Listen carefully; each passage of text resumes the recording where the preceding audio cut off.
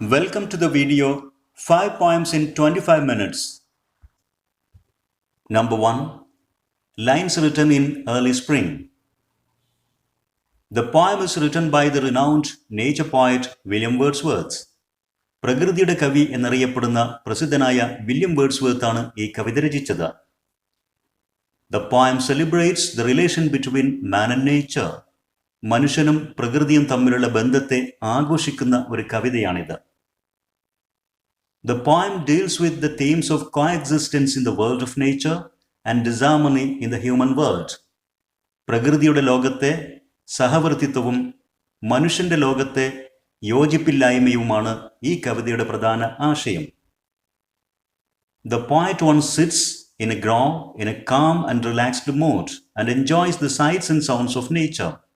കവി ഒരിക്കൽ ഒരു തോട്ടത്തിൽ ഇരുന്നു കൊണ്ട് വളരെ ശാന്തമായ മനസ്സോടുകൂടി പ്രകൃതിയിലെ കാഴ്ചകളും ശബ്ദങ്ങളും ആസ്വദിച്ചിരുന്നു. The sights and sounds of nature bring pleasant thoughts into his mind, but sad thoughts come into him when he thinks of what man has made of man. പ്രകൃതിയിലെ സുന്ദരമായ കാഴ്ചകളും ശബ്ദങ്ങളും അദ്ദേഹത്തിൻ്റെ മനസ്സിലേക്ക് വളരെ സന്തോഷകരമായിട്ടുള്ള ചിന്തകളെ കൊണ്ടുവന്നു. എന്നാൽ അതേസമയം മനുഷ്യലോകത്തെക്കുറിച്ച് ആലോചിക്കുമ്പോൾ, മനുഷ്യനോട് ചെയ്യുന്ന കാര്യങ്ങളെക്കുറിച്ച് ഓർക്കുമ്പോൾ അദ്ദേഹത്തിൻ്റെ മനസ്സിലേക്ക് ദുഃഖചിന്തകളും കടന്നു വന്നു. Main poetic devices from this poem. Hyperbole. 1000 blended notes എന്ന് പറയുന്നിടത്ത് 1000 മിശ്രിതമായിട്ടുള്ള വ്യത്യസ്ത തരത്തിലുള്ള സംഗീതം, ശബ്ദം എന്നൊക്കെ പറയുന്നത് ഹൈപ്പർബോളെ എന്നതിന് ഉദാഹരണമാണ്. Auditory image. In the same line, I heard. ഇതേ ലൈനിൽ I heard എന്ന് പറയുന്നുണ്ട്. I heard 1000 blended notes. ഇവിടെ ഓഡിറ്ററി ഇമേജിൻ്റെ ഒരു ഉദാഹരണമുണ്ട്. Poet considers nature a woman and talks about her. Nature links human souls to her soul. കവി പ്രകൃതിയെ ഒരു സ്ത്രീയോട് ഉപമിച്ചുകൊണ്ട് അവളുടെ ആത്മാവിലേക്ക് മനുഷ്യന്റെ ആത്മാവിനെ ബന്ധിപ്പിക്കുന്നു എന്നൊക്കെ പറയുന്നു. He sees flowers breathe the air and enjoy themselves. അതുപോലെ തന്നെ കവി പൂക്കൾ ശ്വാസമെടുത്ത് അവ ആസ്വദിക്കുന്നത് അദ്ദേഹം കാണുന്നു. He also sees the tender leaves of budding twigs catch the breezy air. മാത്രമല്ല, ഇളം ശിഖരങ്ങളിലെ തളിരിലകൾ ഇളം കാറ്റിനെ പിടിക്കാനെന്ന പോലെ കൈകൾ നിവർത്തി നിൽക്കുന്നതും അദ്ദേഹം കാണുന്നു. അതല്ലെങ്കിൽ കൈകൾ നിവർത്തിക്കൊണ്ട് ഇലകളെ വിരിച്ചുകൊണ്ട് ഇളം കാറ്റിനെ പിടിക്കുന്നു എന്നൊക്കെ കവി പറയുന്നു. All these are perfect examples of personification. ഇതെല്ലാം പേഴ്സോണിഫിക്കേഷന്റെ ഏറ്റവും നല്ല ഉദാഹരണങ്ങളാണ്. Alliterations are there in lines what man has made of man and it is my faith that every flower. ഈ വരികളിലൊക്കെ അലിറ്ററേഷന്റെ ഉദാഹരണങ്ങൾ കാണാം. The poem ends with a rhetorical question. ഈ കവിത അവസാനിക്കുന്നത് ഒരു rhetorical question കൊണ്ടാണ്. ഈ വരിയിൽ അത് കാണാം. Have I not reason to lament what man has made of man? അതൊരു ചോദ്യം പോലെയാണ് അവസാനിപ്പിക്കുന്നത്.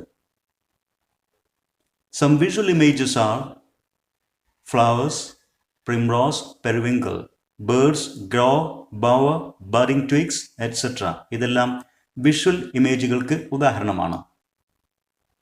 Number 2. Blowing in the wind. The poem Blowing in the Wind is written by the American singer and writer Bob Dylan. It's a protest song against injustices, wars and human rights violations. ഈ കവിത അനീതികൾക്കെതിരെ, യുദ്ധങ്ങൾക്കെതിരെ, അതുപോലെ തന്നെ മനുഷ്യാവകാശ ധ്വംസനങ്ങൾക്കെതിരെ പ്രതികരിക്കുന്ന ഒരു പ്രതിഷേധ കാവ്യമാണ്. It was an anthem of the American civil rights movements of the 1960s. 1960കളിലെ American civil rights മൂവ്മെൻറ്റിൻ്റെ ഒരു ആന്തം എന്ന പോലെയായിരുന്നു ഈ കവിത അക്കാലത്ത്. The poem is comprised of 9 rhetorical questions. ഈ കവിതയിൽ 9 rhetorical questions ആണ് അടങ്ങിയിരിക്കുന്നത്. The poem is also comprised of a couplet which repeats 3 times in the poem, creating a refrain. ഈ കവിതയിൽ ഒരു കപ്ലറ്റ് അഥവാ ഈരടിയുണ്ട്. അത് 3 പ്രാവശ്യം ഈ കവിതയിൽ ആവർത്തിച്ചു വരുന്നു. അങ്ങനെ റിഫ്രൈൻ തീർക്കുന്നുണ്ട് കവിതയിൽ. മെയിൻ പോയറ്റിക് ഡിവൈസസ്, പ്രധാന പോയറ്റിക് ഡിവൈസസ് എന്തൊക്കെയെന്ന് പരിശോധിക്കാം. There are 9 rhetorical questions in this poem. How much a man should suffer in life? ജീവിതത്തിൽ ഒരു മനുഷ്യൻ എത്രമാത്രം സഹിക്കണം, അനുഭവിക്കണം എന്നാണ് ഒന്നാമത്തെ ചോദ്യം. Where can a white dove find peace in this world? ഈ ലോകത്ത് സമാധാനമുള്ളൊരു സ്ഥലം ഒരു വൈറ്റ് ഡോവിന് പോലും എവിടെ കണ്ടെത്താൻ കഴിയും? When are wars and weapons going to be banned? യുദ്ധങ്ങളും ആയുധങ്ങളും എന്നാണ് ശരിക്കും നിരോധിക്കപ്പെടാൻ പോകുന്നത്? How long the mighty dictators can exist before people's protest? ജനങ്ങളുടെ പ്രതിഷേധത്തിന്റെ ശക്തിക്ക് മുമ്പിൽ സ്വച്ഛാധിപതികളായ ക്രൂരന്മാരായ ഭരണാധികാരികൾക്ക് എത്ര കാലം പിടിച്ചു നിൽക്കാൻ കഴിയും?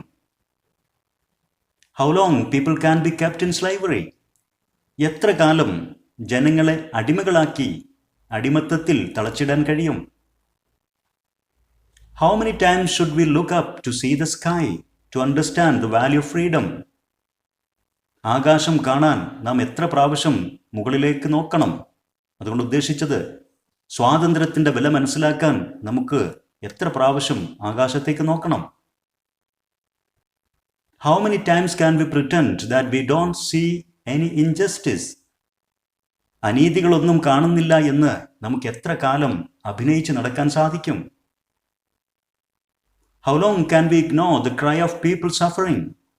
ദുരിതം അനുഭവിച്ച് വാവിട്ട് കരയുന്ന ജനങ്ങളുടെ കരച്ചിൽ കേൾക്കാൻ എത്ര കാലം കേൾക്കുന്നില്ല എന്ന് ഇഗ്നോർ ചെയ്ത് അഭിനയിച്ചുകൊണ്ട് അവഗണിച്ചുകൊണ്ട് എത്ര കാലം നമുക്ക് ജീവിക്കാൻ കഴിയും?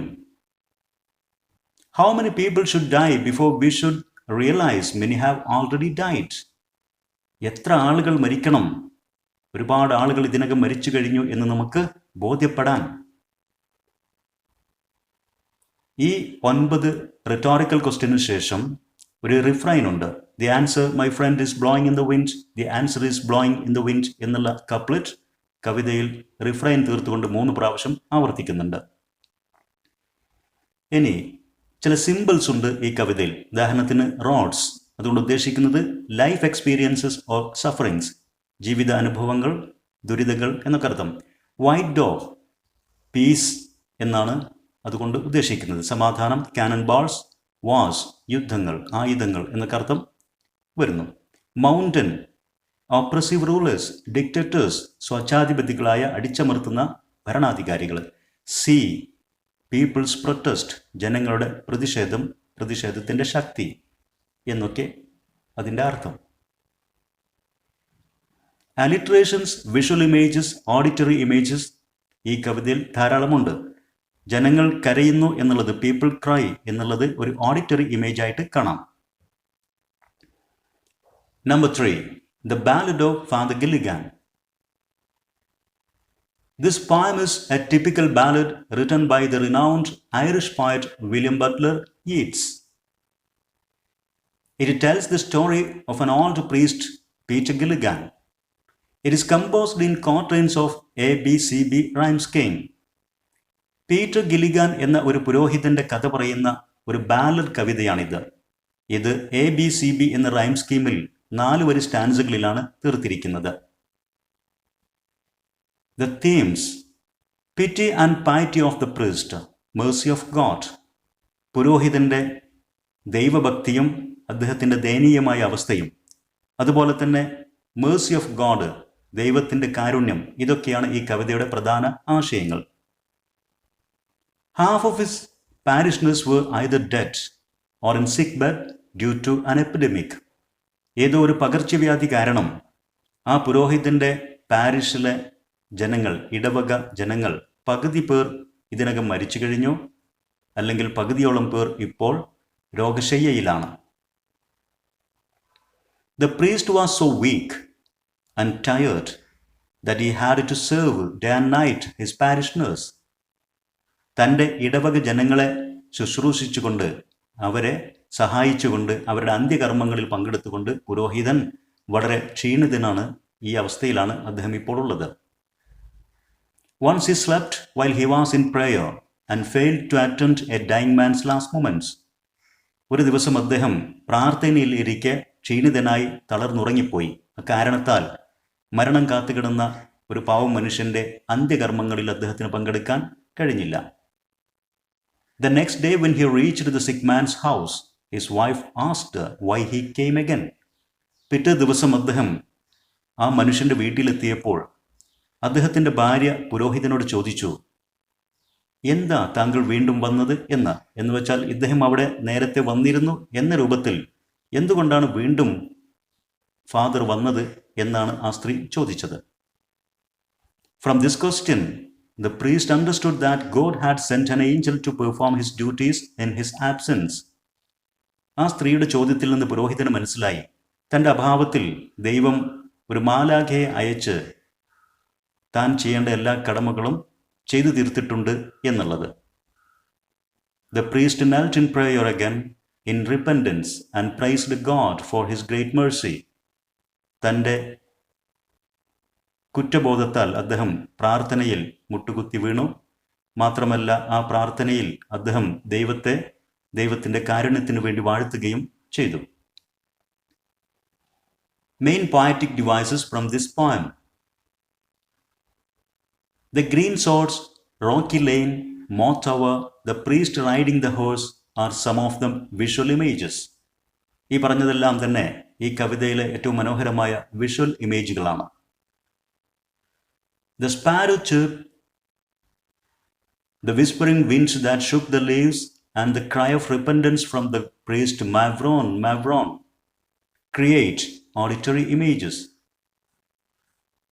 ഈ കുരുവികളുടെ കലപില ശബ്ദങ്ങൾ, പക്ഷികളുടെ ശബ്ദങ്ങൾ, അതുപോലെ തന്നെ ഇളം കാറ്റിൽ ഇലകൾ ആടിയുണ്ടാക്കുന്ന ആ വിസ്പറിംഗ് സൗണ്ട്, അതുപോലെ തന്നെ പുരോഹിതന്റെ ക്രൈ ഓഫ് റിപ്പൻഡൻസ്, അദ്ദേഹത്തിന്റെ മനസ്താപമുണ്ടായിക്കൊണ്ട് അദ്ദേഹം വേദനയോട് വിളിച്ചു പറയുന്ന, കുറ്റബോധത്തോടെ വിളിച്ച് കരയുന്ന കരച്ചിലുണ്ട്. മാവ്രോൺ മാവ്രോൺ, ഇതെല്ലാം ഓഡിറ്ററി ഇമേജുകൾ തീർക്കുന്നു. Moth hour of the eve indicates sunset time and the sparrow chirp indicates sunrise time. കവിതയിൽ പറയുന്ന moth hour of the eve എന്നുള്ളത് സൺസെറ്റ്, സന്ധ്യാസമയത്ത് സൂചിപ്പിക്കുന്നു. അതുപോലെ തന്നെ സ്പാരോ ചിർപ്പ് ടൈം എന്നുള്ളത് സൺറൈസ് ടൈം, സൂര്യോദയത്തെ സൂചിപ്പിക്കുന്നു. There is an example of personification in the line and the stars began to peep. നക്ഷത്രങ്ങൾ എത്തിനോക്കാൻ തുടങ്ങി എന്ന് പറയുന്ന ആ വരിയിൽ നക്ഷത്രങ്ങൾ ഒരു മനുഷ്യനെ പോലെ എത്തി നോക്കുക എന്ന അർത്ഥത്തിൽ ഒരു പേഴ്സോണിഫിക്കേഷൻ അടങ്ങിയിട്ടുണ്ട്. The man died as merry as a bird is an example of simile. ഇത് സിമിലിക്ക് ഉദാഹരണമാണ്. ആസ് എന്നുള്ള പദം ഉപയോഗിച്ചുകൊണ്ട് ആ മനുഷ്യനെയെ ഒരു മെറി ബേർഡിനോട്, സന്തോഷമുള്ള ഒരു പക്ഷിയോട് താരതമ്യപ്പെടുത്തിയിരിക്കുന്നു. The opening line, the priest Peter Gilligan repeats 4 times, which can be taken as an example of refrain. കവിതയുടെ opening line the old priest Peter Gilligan എന്നുള്ളത് കവിതയിൽ 4 പ്രാവശ്യം ആവർത്തിക്കപ്പെട്ടിട്ടുണ്ട്. അതൊരു റിഫ്രൈൻ ആയിട്ട് പരിഗണിക്കാവുന്നതാണ്. There are many examples of alliterations in the poem. അലിറ്ററേഷന്റെ ധാരാളം ഉദാഹരണങ്ങളും ഈ കവിതയിലുണ്ട്. There are examples of anaphora by which several lines are started with the word and. ഒരു കവിതയുടെ വരികളിൽ ഒരേപോലുള്ള പദങ്ങൾ ആവർത്തിച്ചു വരുന്നതിനാണ്, തുടരെ കവിതാ വരികളിൽ ഒരുപോലുള്ള പദങ്ങൾ ആവർത്തിക്കുന്നതിനാണ് അനഫോറ എന്ന് പറയുന്നത്. ആൻഡ് എന്നുള്ള പദം ആവർത്തിച്ചുകൊണ്ട് കുറേ വരികൾ ഈ കവിതയിലുണ്ട്. അതുകൊണ്ട് അനഫോറയുടെ ഉദാഹരണം ഈ കവിതയിൽ കാണാം. This ballad is comprised of 12 quatrains, 4-line stanzas having the rhyme scheme of A, B, C, B. A, B, C, B എന്നുള്ള റൈം സ്കീമോട് കൂടിയ 12 ക്വാട്രെയിൻസ് ആണ് ഈ കവിതയിലുള്ളത്. ഒരു ക്വാട്രെയിൻ എന്ന് പറഞ്ഞാൽ 4-line stanza.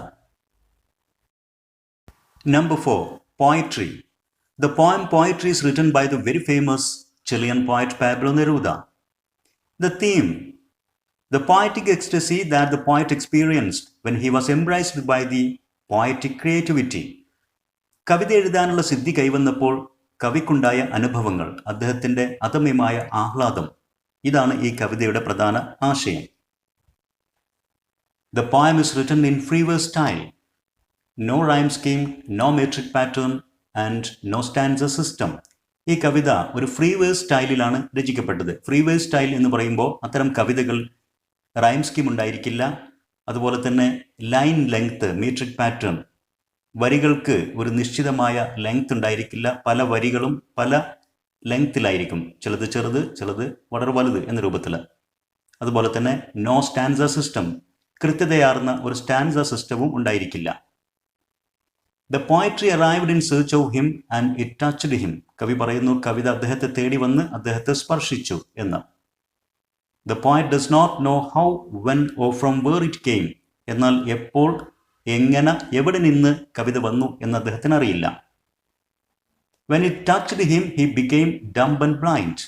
കവിത അദ്ദേഹത്തെ സ്പർശിച്ചപ്പോൾ അദ്ദേഹം സംസാരിക്കാൻ കഴിയാത്തവനെ പോലെ അല്ലെങ്കിൽ അന്ധനെ പോലെയായി തീർന്നു. He felt something started in his soul, fever of forgotten wings. തൻ്റെ ആത്മാവിൽ എന്തോ മാറ്റങ്ങൾ സംഭവിച്ച പോലെ അദ്ദേഹത്തിന് തോന്നി. അതൊരു ഫീവർ പോലെയായിരുന്നോ, അതല്ല ഒരു forgotten wings, അറിയപ്പെടാത്ത, വിവരിക്കാൻ കഴിയാത്ത ഒരു വികാരമായിരുന്നോ എന്നൊക്കെ അദ്ദേഹം സംശയിച്ച് പറയുന്നു. He wrote his first line, faint, substance-free, pure nonsense or pure wisdom of a beginner. അദ്ദേഹം എന്നിരുന്നാലും തൻ്റെ ആദ്യ വരികൾ കുറിച്ചിട്ടു. അവ ഫെയിൻറ്റ്, അവ്യക്തമായ വരികളായിരുന്നു. സബ്സ്റ്റാൻസ് ഫ്രീ, മീനിങ്ലെസ് ആയിരുന്നു. അതല്ലെങ്കിൽ പ്യുവർ നോൺസെൻസ്, പരിപൂർണ്ണ വിഡ്ഢിത്തമോ, pure wisdom of a beginner, ഒരു തുടക്കക്കാരൻ്റെ ചെറിയ ബുദ്ധി നിറഞ്ഞതോ ഒക്കെ എന്ന് അദ്ദേഹം സംശയിക്കുന്നു. He felt like the heavens opened up in front of him. He could see everything in this universe. കവിത എഴുതി തുടങ്ങിയപ്പോൾ ഈ പ്രപഞ്ചം മുഴുക്കെ, സ്വർഗലോകങ്ങൾ, വാനലോകം എല്ലാം അദ്ദേഹത്തിന് മുമ്പിൽ തുറക്കപ്പെട്ട പോലെ അദ്ദേഹത്തിന് തോന്നി. മാത്രമല്ല, ഈ പ്രപഞ്ചത്തിലെ സകല വസ്തുക്കളും അദ്ദേഹത്തിന് തൻ്റെ ഭാവന കണ്ണുകൾ കൊണ്ട് കാണാൻ കഴിഞ്ഞു. Though an infinitesimal being, he felt that he became pure part of the stars and abyss. ഒരു നിസ്സാര ജീവിയാണ് താനെങ്കിലും കവിത എഴുതാനുള്ള സിദ്ധി കൈവന്നതോടുകൂടി അദ്ദേഹം നക്ഷത്രങ്ങളുടെയും താഴെ പാതാളത്തിൻ്റെയും ഒക്കെ ഒരു ഭാഗമാണ് എന്ന് അദ്ദേഹത്തിന് തോന്നി. His mind became as free as the wind and he could wheel with the stars. അദ്ദേഹത്തിൻ്റെ മനസ്സ് കാറ്റിനെപ്പോലെ സ്വതന്ത്രമായി. നക്ഷത്രങ്ങളോടൊപ്പം സഞ്ചരിക്കാൻ അദ്ദേഹത്തിന് കഴിഞ്ഞു. അദ്ദേഹത്തിൻ്റെ ഭാവനകൾക്ക് അതിരുകളുണ്ടായിരുന്നില്ല എന്നർത്ഥം. Main poetic devices. Poetry arrived in search of me and touched me is an example of personification. ഈ വരി തന്നെ കവിത എന്നെ തേടി വന്നു, എന്നെ സ്പർശിച്ചു എന്ന് പറയുന്നത് ഒരു പേഴ്സോണിഫിക്കേഷൻ്റെ ഉദാഹരണമാണ്. The poet does not know from where the poetry came. He doubts whether it is from the winter or a river. Winter indicates a frozen state and river is a flowing state. And thus the poet creates the figure of speech contrast. കവിത തന്നെ തേടി വന്നത് വിൻ്ററിൽ നിന്നാണോ ഒരു റിവറിൽ നിന്നാണോ എന്ന് അദ്ദേഹം സംശയിച്ച് പറയുന്നുണ്ട്. Winter എന്നുള്ളത് ഒരു ഫ്രോസൺ സ്റ്റേറ്റ്, തണുത്തുറഞ്ഞിരിക്കുന്ന നിശ്ചലമായ ഒരു അവസ്ഥയെ സൂചിപ്പിക്കുന്നു. എന്നാൽ റിവർ എന്നുള്ളത് ഒരു ഫ്ലോയിങ് സ്റ്റേറ്റ്, വളരെ ചലനാത്മകമായിട്ടുള്ള ഒരവസ്ഥയെ സൂചിപ്പിക്കുന്നു. അങ്ങനെ പരസ്പര വിരുദ്ധമായിട്ടുള്ള ഒരു കമ്പാരിസണിലൂടെ അദ്ദേഹം കോൺട്രാസ്റ്റ് എന്നുള്ള ഫിഗർ ഓഫ് സ്പീച്ച് തീർക്കുന്നു. മറ്റു ചില ഉദാഹരണങ്ങളും കോൺട്രാസ്റ്റിന് ഈ കവിതയിലുണ്ട്. ഉദാഹരണത്തിന് expressions like not voices, no silence, voice, silence എന്നിങ്ങനെ ഓപ്പോസിറ്റ് വേർഡുകൾ ഉപയോഗിച്ചിരിക്കുന്നത് ശ്രദ്ധിക്കുക. Pure nonsense, pure wisdom, nonsense and wisdom. അതുപോലെ തന്നെ ഫ്രം ദി അതേഴ്സ്, മറ്റുള്ളവരുടെ കൂട്ടത്തിൽ നിന്ന്, ഓർ റിട്ടേണിങ് എലോൺ, അല്ലെങ്കിൽ തനിച്ച് എന്നിങ്ങനെയൊക്കെ വിപരീത പദങ്ങൾ കൊണ്ട് താരതമ്യങ്ങൾ തീർത്ത് അദ്ദേഹം കോൺട്രാസ്റ്റ് വളരെ ഭംഗിയായിട്ട് ഈ കവിതയിൽ ഉപയോഗിച്ചിട്ടുണ്ട്. There are so many instances of alliterations such as something started in my soul, fever or forgotten, palpitating plantations, fire and flowers. എന്നിങ്ങനെ അലിറ്ററേഷൻ്റെ ധാരാളം ഉദാഹരണങ്ങളും കാണാം. Number 5. Mother to Son. The poem Mother to Son is written by the well-known American poet and social activist Langston Hughes. The poem is written in free verse style, no rhyme scheme, no metric pattern and no stanza system. നേരത്തെ പറഞ്ഞ പോലെ ഇതൊരു free verse സ്റ്റൈലാണ്. അതുകൊണ്ട് rhyme scheme ഇല്ല, മീട്രിക് pattern ഇല്ല, stanza സിസ്റ്റവും ഈ കവിതയിൽ ഇല്ല. There is the presence of a mother and a son in this poem. But the mother only speaks. So this poem is a dramatic monologue. ഒരു അമ്മയുടെയും മകൻ്റെയും രണ്ടുപേരുടെ സാന്നിധ്യം ഈ കവിതയിലുണ്ട്. പക്ഷേ അമ്മ മാത്രമേ സംസാരിക്കുന്നുള്ളൂ. അതുകൊണ്ട് ഇതൊരു മോണോലോഗാണ്, ഡ്രമാറ്റിക് മോണോലോഗ്. അത്തരം കവിതയാണ്. The mother talks to her son about her miseries and difficulties in life, advises him to meet the hardships and win in life, and encourages him with examples from her own life. സ്വന്തം ജീവിതത്തിലെ അനുഭവങ്ങൾ വിശദീകരിച്ചു കൊടുത്തുകൊണ്ട്, അതുപോലെ തന്നെ മകനെ ജീവിതത്തിലെ പ്രയാസങ്ങൾ നേരിടാനും ജീവിതത്തിൽ വിജയം വരിക്കാൻ ഉപദേശിച്ചുകൊണ്ട്, തൻ്റെ ജീവിതവും തന്നെയും ഉദാഹരണമാക്കിക്കൊണ്ടൊക്കെയാണ് ഈ കവിതയിൽ അമ്മ മകനോട് സംസാരിക്കുന്നത്. She compares her life to a crystal stair to affirm her son that her life has never been as comfortable, luxurious or beautiful as a crystal stair. തൻ്റെ ജീവിതത്തെ ഒരു ക്രിസ്റ്റൽ സ്റ്റെയറുമായി താരതമ്യപ്പെടുത്തിക്കൊണ്ട് മകന് പറഞ്ഞു വിശദീകരിച്ചു കൊടുക്കുന്നു. തൻ്റെ ജീവിതം ഒരിക്കലും ഒരു ക്രിസ്റ്റൽ സ്റ്റെയർ പോലെ കംഫർട്ടബിളോ ലക്ഷൂറിയസോ ബ്യൂട്ടിഫുള്ളോ ആയിരുന്നില്ല എന്ന്. Her life stair have had tags, splinters and torn up boards. ആ അമ്മയുടെ ജീവിതത്തിൻ്റെ കോണിപ്പടിക്ക് ടാക്സ്, കൂർത്ത മുള്ളുകൾ, ആണികൾ നിറഞ്ഞതായിരുന്നത്, സ്പ്ലിൻറ്റേഴ്സ് അതുപോലെ തന്നെ മൂർച്ചയേറിയ പലകക്കഷ്ണങ്ങൾ നിറഞ്ഞതായിരുന്നു, ആൻഡ് ടോൺ അപ്പ് ബോർഡ്സ് ദ്രവിച്ച ബോർഡുകളോട് കൂടിയതായിരുന്നു അമ്മയുടെ കോണിപ്പടി. എന്ന് വെച്ചാൽ എല്ലാ വേദനകളും പ്രയാസങ്ങളും ജീവിതത്തിലുണ്ടായിരുന്നു എന്നർത്ഥം. Main poetic devices. The life of the mother is compared to a crystal stair and the journey of life is compared to climbing the steps. അമ്മയുടെ ജീവിതം ഒരു ക്രിസ്റ്റൽ സ്റ്റെയറുമായിട്ട് താരതമ്യപ്പെടുത്തിയിരിക്കുന്നു. അതുപോലെ തന്നെ ജീവിതയാത്രയെ ഒരു കോണിപ്പടി കയറുന്നത് പോലെ താരതമ്യപ്പെടുത്തിയിരിക്കുന്നു. Thus the figure of speech, the extended metaphor is very aptly used in this poem. ഈ കവിതയിൽ എക്സ്റ്റെൻഡഡ് മെറ്റഫോർ എന്നുള്ള പോയറ്റിക് ഡിവൈസ് വളരെ മനോഹരമായിട്ട് ഉപയോഗിച്ചിരിക്കുന്നു. The language of the poem is an Afro-American dialect which depicts the mother's backwardness, poverty and illiteracy. ഈ കവിതയിൽ ഉപയോഗിച്ചിരിക്കുന്ന ഭാഷ എന്നുള്ളത് അഫ്രോ അമേരിക്കക്കാർ സംസാരിക്കുന്ന ഒരു ഡയലക്റ്റ്, ഒരു പ്രാദേശിക ഭാഷാ ശൈലിയാണ്. ഇംഗ്ലീഷ് ഭാഷയുടെ തന്നെ ഒരു പ്രാദേശിക ശൈലി. അത് ആ അമ്മയുടെ ബാക്ക്വേർഡ്നെസ്, പിന്നാക്കാവസ്ഥ, പവർട്ടി ദാരിദ്ര്യം ആൻഡ് ഇല്ലിറ്ററസി, വിദ്യാഭ്യാസമില്ലായ്മ ഒക്കെ സൂചിപ്പിക്കുന്ന തരത്തിൽ ആണ് ആ ഭാഷ ഉപയോഗിച്ചിരിക്കുന്നത്. Examples of alliteration can be seen in the line don't you sit down on the steps. ഈ വരിയിൽ ഡി ശബ്ദങ്ങളും സ് ശബ്ദങ്ങളും ആവർത്തിക്കുന്ന അലിറ്ററേഷൻ കാണാൻ സാധിക്കും. Also there is an example of assonance in the line so boy don't you turn back. ഈ വരിയിൽ ആസോനൻസ് അഥവാ repetition of the same vowel sound എന്നുള്ള ഒരു ഉദാഹരണം കാണാൻ സാധിക്കും. ഈ വരിയിൽ where the vowel sound O is repeated, O എന്നുള്ള വവൽ സൗണ്ട് ആവർത്തിച്ചിരിക്കുന്നത് ശ്രദ്ധിക്കുക.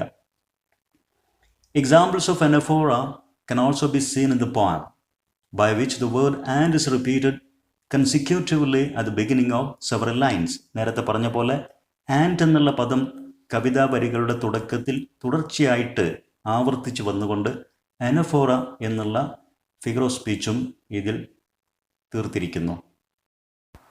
ഓരോ കവിതയും ഇവിടെ നാം വളരെ ചുരുങ്ങിയ രൂപത്തിലാണ് വിശദീകരിച്ചത്. 5 കവിതകളും വിശദമായി പഠിച്ചാൽ വിദ്യാർത്ഥികൾക്ക് 10 മാർക്ക് വരെ നേടാനുള്ള സാധ്യതയുണ്ട്. For the appreciation notes of each poem, please visit the English Eduspot blog. For the detailed explanation of the poem, please watch the videos on English Eduspot Edu-Video YouTube channel. Thanks for watching.